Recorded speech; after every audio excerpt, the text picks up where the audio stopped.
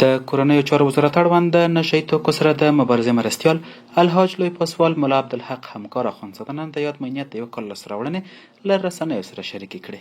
په تېر 1 کال کې د ټول هیواد په کچه د مخدره توکو د معتادینو د راټولولو، د ظرفیتونو د اوچتولو، د ښوونې او روزنې د مخدره توکو د کښت د منع په برخه کې کوټلي ګامونه پورته کړي.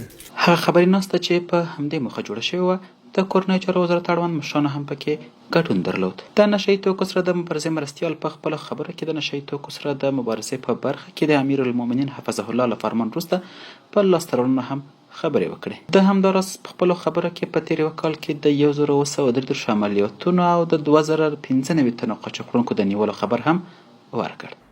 د عملیاتو تعداد ټوټل 1933 دی چې په تېر 1 کال کې موږ عملیات کړي دي. 1933 عملیات ترسره شوي دي په ټولو ولایاتو کې ترسره شوي دي. په د کابل څخه شروع بیا د افغانستان په ټولو ولایاتو کې عملیات ترسره شوي دي.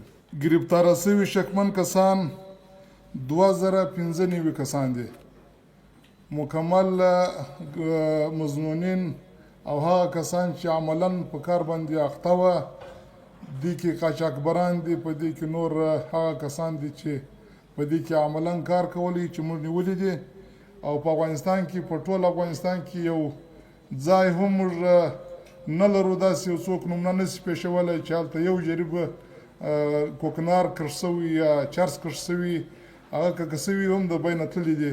خو د هغه سره سره موږ بیا هم د ټول دنیاوالو څخه دا غوښتنه لرو چې دا یوازې د افغانستان لپاره مشکل نه دی، دا د ټول دنیا لپاره مشکل دی.